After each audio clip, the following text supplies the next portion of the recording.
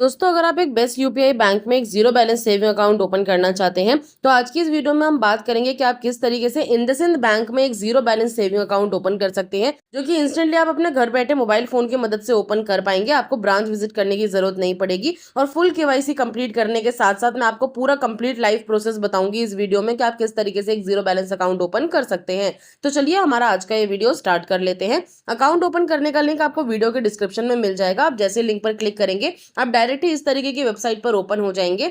यहाँ पर आप चेक कर सकते हैं आपका जो मोबाइल नंबर होगा वही आपका अकाउंट नंबर बनता है। तो अकाउंट नंबर आपको स्टार्टिंग में ही प्रोवाइड कर दिया जाएगा। सबसे पहले यहाँ पर आपको अपना मोबाइल नंबर एंटर करना है जो कि आपके आधार कार्ड से लिंक होना चाहिए और वही मोबाइल नंबर यहाँ पर आप देखेंगे आपका अकाउंट नंबर बन जाएगा। बस उसके आगे 15 ऐड हो जाता है।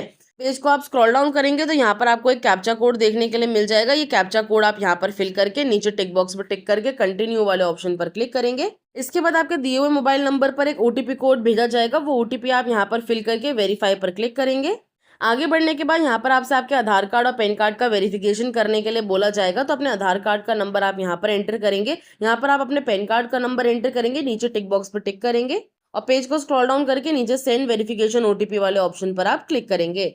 इसके बाद आपके मोबाइल नंबर पर एक ओटीपी कोड भेजा जाएगा। वो ओटीपी आप यहाँ पर फिल करके नीचे वेरीफाई पर क्लिक करेंगे। उसके बाद आपको अपनी पर्सनल डिटेल्स यहाँ पर फिल करनी है। सबसे पहले आपसे आपकी ईमेल आईडी पूछी जाएगी। ईमेल आईडी आपको वही एंटर करनी है जो आप रेगुलरली यूज करते हो। इस पर आप क्लिक करेंगे तो इस तरीके का पॉपअप आपके सामने खुल करके आएगा। यहाँ पर आप कंटिन्यू विद गूगल वाले ऑप्शन पर जैसे ही क्लिक करेंगे आपके मोबाइल फोन में जितनी भी ईमेल आईडी ओपन होंगी वो सभी आपको देखने के लिए मिल जाएंगी। उसमें से आप कोई भी ईमेल आईडी सेलेक्ट कर सकते हैं। अगर आप ईमेल आईडी यहाँ सेलेक्ट नहीं करना चाहते तो आप मैनुअली भी यहाँ पर फिल कर सकते हैं कोई दूसरी ईमेल आईडी अगर आप यूज करते हो तो। और उसके बाद आप गेट ओटीपी पर क्लिक करेंगे। आपकी दी हुई ईमेल आईडी पर एक ओटीपी कोड भेजा जाएगा। वो ओटीपी आप यहाँ पर फिल करके वेरीफाई पर क्लिक करेंगे। इसके बाद आप देखेंगे आपकी जो ईमेल आईडी है वो सक्सेसफुली वेरीफाई कर ली जाएगी। इसके बाद यहाँ पर आपको अपना मैरिटल स्टेटस बताना है। आप सिंगल है, मैरिड है, डिवोर्स्ड है, विडो है या सेपरेटेड है, ये आप सेलेक्ट करेंगे। मदर का नेम आप यहाँ पर एंटर करेंगे। साथ ही में आप अपने फादर या फिर स्पाउस का यानी कि हस्बैंड का नाम एंटर करेंगे। अगर आपके आधार कार्ड पर आपके फादर का नेम मौजूद है तो फादर नेम एंटर करिएगा। अगर हस्बैंड का नाम है तो आप हस्बैंड का नेम एंटर करिए। इसके बाद यहाँ पर आपसे आपका ऑक्यूपेशन पूछा जाएगा। इस पर क्लिक करेंगे। ऑक्यूपेशन में आपको बताना है आप क्या काम करते हैं। अगर आप जॉब करते हैं तो सैलरीड सेलेक्ट करिए, बिजनेस करते हैं तो सेल्फ एम्प्लॉयड, अगर आप सेल्फ एम्प्लॉयड प्रोफेशनल हैं तो वो भी सेलेक्ट कर सकते हैं, रिटायर्ड पर्सन, हाउसवाइफ या स्टूडेंट है तो वो भी सेलेक्ट कर सकते हैं। इसके बाद यहाँ पर आपसे आपका लाइन ऑफ बिजनेस पूछा जाएगा। इस पर क्लिक करेंगे। लाइन ऑफ बिजनेस में आपको बताना है आप किस तरीके का काम करते हैं। आप मैन्युफैक्चरिंग करते हैं, रियल स्टेट में है, ट्रेडिंग करते हैं या फिर आप ज्वेलरी वगैरह का काम करते हैं, स्टॉक ब्रोकिंग करते हैं, एग्रीकल्चर यानी कि खेती बाड़ी करते हैं, अगर आप रिटेलर है यानी कि आपकी कोई दुकान है जैसे ग्रोसरी शॉप्स वगैरह होती हैं, कोई भी आप रिटेल का सामान बेचते हैं वो आप सेलेक्ट कर सकते हैं। सर्विस प्रोवाइड करते हैं यानी कि आर्मी में है, पुलिस में है, इस तरीके से, या फिर इम्पोर्ट एक्सपोर्ट करते हैं, ये आप अपने अकॉर्डिंग सेलेक्ट करिएगा। इसके बाद यहाँ पर आपको अपनी मंथली इनकम बतानी है यानी कि आप महीने में जो भी आपकी सैलरी हो, जितना भी आप अर्न करते हो वो आप यहाँ पर एंटर करेंगे।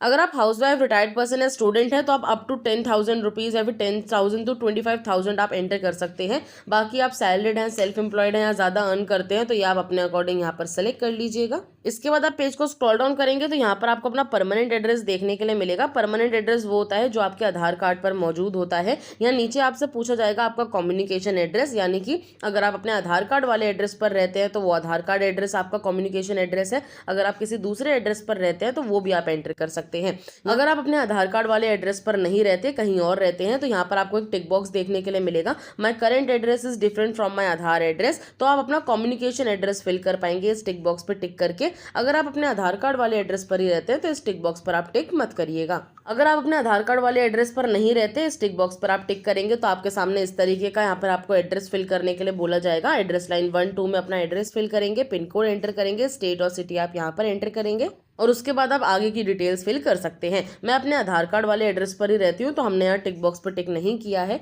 यहाँ पर आपसे आपके नॉमिनी की डिटेल्स पूछी जाएंगी। अब नॉमिनी वो होता है अगर आपके साथ कोई दुर्घटना हो जाती है तो आपका नॉमिनी बैंक जाकर के बचा हुआ फंड विड्रॉल आपके बैंक अकाउंट से कर सकता है। अगर आप नॉमिनी ऐड करना चाहते हैं तो I want to nominate right now वाले ऑप्शन पर क्लिक करेंगे। इसके बाद आप अपने नॉमिनी की डिटेल्स फिल करेंगे, जैसे कि उनका फुल नेम यहाँ पर एंटर करेंगे, उनके संग आपका क्या रिलेशनशिप है वो आप यहाँ पर बताएंगे, वो आपके husband, mother, father, brother, sister, wife कौन है। इसके बाद उनका डेट ऑफ बर्थ आप यहाँ पर एंटर करेंगे। अगर आप नॉमिनी ऐड नहीं करना चाहते तो आप इस टिक बॉक्स पर टिक मत करिएगा। नीचे आपसे आपकी एडिशनल डिटेल्स पूछी जाएंगी, जिसमें आपको बताना है कि आप डिफरेंटली एबल्ड पर्सन है, यानी कि आपके हाथ पैर में कोई प्रॉब्लम तो नहीं है, तो आपको यहाँ नो वाले ऑप्शन को सेलेक्ट करना है। उसके बाद यहाँ पर आपसे पूछा जाएगा कि आप इंडिया के अलावा कहीं बाहर दूसरी कंट्री में टैक्स पे करते हैं, तो यहाँ पर भी आप नो वाले ऑप्शन को सेलेक्ट करिएगा अगर आप नहीं करते हैं तो। उसके बाद यहाँ पर आपसे पूछा जाएगा कि आप पॉलिटिकली एक्सपोज्ड पर्सन तो नहीं है, यानी कि पॉलिटिक्स से आपका कोई लेन देन तो नहीं है, यहाँ पर भी आप नो वाले ऑप्शन को सेलेक्ट करेंगे। इसके बाद आपको अपनी ब्रांच यहाँ पर सेलेक्ट करने के लिए बोली जाएगी, तो यहाँ पर आप क्लिक करेंगे। आपके कम्युनिकेशन एड्रेस के हिसाब से जो भी नियरेस्ट ब्रांच होंगी इंडसइंड बैंक की, वो सभी आपको यहाँ पर देखने के लिए मिल जाएंगी। आपको जो भी नियरेस्ट लगे आप उस ब्रांच को यहाँ सेलेक्ट करेंगे। ब्रांच सेलेक्ट करने के बाद आपको पेज को स्क्रॉल डाउन करना है। नीचे आपसे पूछा जाता है कि आप इस बैंक अकाउंट में डायरेक्ट बेनिफिट ट्रांसफर लेना चाहते हैं जो गवर्नमेंट सोशल वेलफेयर स्कीम्स में आते हैं, यानी कि गवर्नमेंट के साइड से जो भी स्कीम्स मिलती है उसका पैसा आप इस बैंक अकाउंट में लेना चाहते हैं। अगर आप लेना चाहते हैं तो आप येस पर क्लिक कर सकते हैं। अगर आपको नहीं मिलता है ऐसा डायरेक्ट कोई बेनिफिट गवर्नमेंट की साइड से, तो आप नो वाले ऑप्शन पर क्लिक कर लीजिएगा। यहाँ आपसे पूछा जाता है कि आप AEPS ट्रांजेक्शन्स करना चाहते हैं, यानी कि आधार ट्रांजेक्शन्स करना चाहते हैं। अब तो UPI चलना स्टार्ट हो गया है, लेकिन पहले लोग थंब प्रिंट दे करके आधार कार्ड की मदद से पैसे निकलवाते थे साइबर कैफे जा करके। अगर आज भी आप ऐसा करते हैं तो आप इस ऑप्शन पर यस सेलेक्ट कर सकते हैं। अगर आपको इसकी ज़रूरत नहीं पड़ती, आप सिर्फ UPI वगैरह यूज़ करते हैं या फिर आपके पास आपका डेबिट कार्ड है, तो आप नो वाले ऑप्शन को सेलेक्ट करेंगे। इसके बाद आपको नीचे सेव एंड कंटिन्यू पर क्लिक करना है। आगे बढ़ने के बाद यहाँ पर आपको अपना अकाउंट सेलेक्ट करने के लिए बोला जाएगा। यहाँ पर आप देखिए आपको पहला ही अकाउंट मिलेगा, Indus delight MF saving account. इसमें आप देख सकते हैं एवरेज मंथली बैलेंस बिल्कुल जीरो है, यानी कि ये जीरो बैलेंस सेविंग अकाउंट है। इसमें आपको इनिशियल फंडिंग करनी पड़ेगी तकरीबन 500 रुपये की। इनिशियल फंडिंग स्टार्टिंग में इसलिए करवाई जाती है ताकि आप अपने अकाउंट को यूज़ करें, क्योंकि कई लोग अकाउंट ओपन करने के बाद उस अकाउंट को यूज़ नहीं करते हैं, इसलिए बैंक इनिशियल फंडिंग लगाता है। लेकिन आप इस अमाउंट को जैसे ही ऐड करेंगे 24 घंटे के अंदर जैसे आपका अकाउंट एक्टिव हो जाएगा, आप तुरंत ही इस पैसे को विड्रॉल कर सकते हैं, आपसे कोई भी चार्जेस नहीं लिए जाएंगे। तो यहाँ पर हम इस इनिशियल फंडिंग भी अभी कंप्लीट करेंगे। अब यहाँ पर आप देखिए आपको डेबिट कार्ड के ऑप्शन मिलते हैं। पहला ऑप्शन आपको प्रोवाइड किया जाएगा डिलाइट मास्टर डेबिट कार्ड का, जिसमें आपको फिजिकल डेबिट कार्ड और साथ ही में वर्चुअल डेबिट कार्ड प्रोवाइड किया जाता है।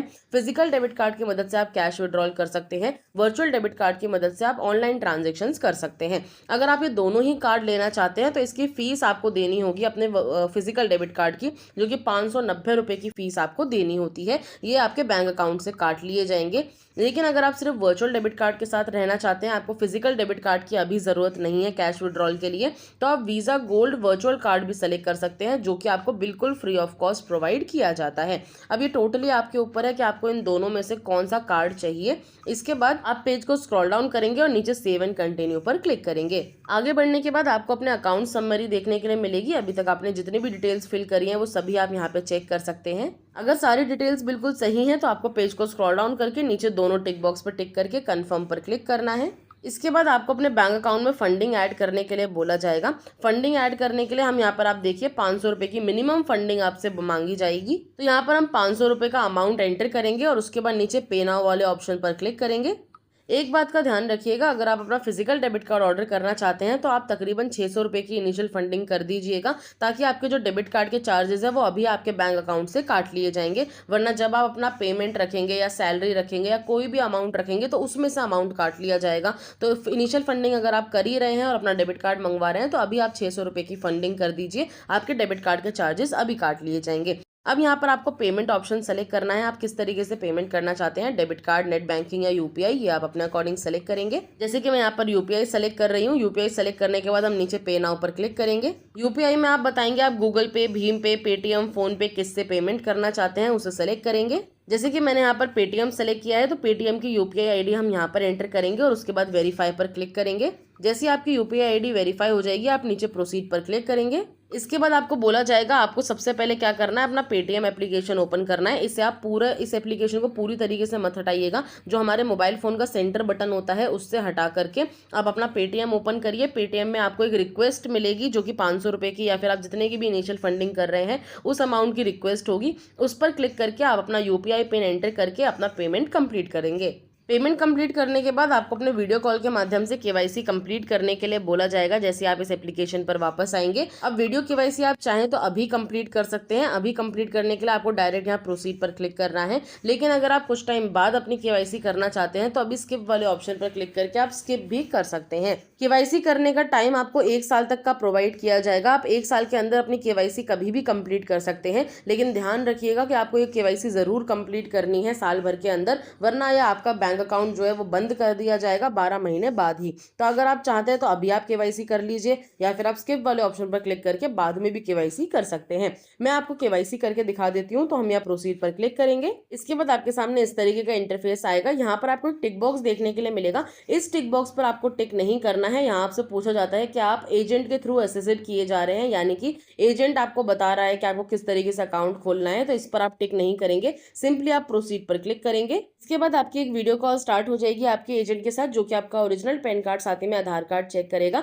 इसके अलावा एक पेन और पेपर भी आपको अपने पास रखना है, जिस पर आप सिग्नेचर करके एजेंट को दिखा सके। पेपर जो आपके पास होगा वो बिल्कुल ब्लैंक होना चाहिए, उसमें कोई लाइंस वगैरह नहीं होनी चाहिए, बिल्कुल व्हाइट कलर का पेपर होना चाहिए। इसके अलावा केवाईसी के दौरान वो आपसे आपका नाम, आपका डेट ऑफ बर्थ और मोबाइल नंबर पूछ सकता है, तो वो आपको याद रखना है। साथ ही में आप शांत कमरे में बैठकर अपनी केवाईसी करेंगे। केवाईसी के दौरान अगर किसी और की आवाज आती है तो आपकी केवाईसी रद्द कर दी जाएगी, इस बात का आपको ध्यान रखना है। केवाईसी कंप्लीट होने के बाद आपको प्ले स्टोर पर आना है। प्ले स्टोर पर आपको ये इंडस डायरेक्ट एप्लीकेशन को डाउनलोड करना है। डाउनलोड करने के बाद आप इसको ओपन करके अपने मोबाइल नंबर से लॉगिन करेंगे, ओटीपी फिल करेंगे, तो आपका ये मोबाइल बैंकिंग एप्लीकेशन में आप लॉगिन कर लेंगे। उसी एप्लीकेशन में आपको अपने अकाउंट की सारी डिटेल्स प्रोवाइड कर दी जाएंगी। इसी एप्लीकेशन की मदद से आप चाहें तो अपने अकाउंट को यूज कर सकते हैं। अपने अकाउंट में आप फंड ट्रांसफर कर सकते हैं, और इसके अलावा अपने अकाउंट की मदद से आप स्कैन एंड पे करके किसी को भी क्यूआर कोड पर पैसे ट्रांसफर कर सकते हैं। अपना वर्चुअल डेबिट कार्ड चेक कर सकते हैं, फिजिकल डेबिट कार्ड ऑर्डर कर सकते हैं, चेकबुक, पासबुक आप ऑर्डर कर सकते हैं।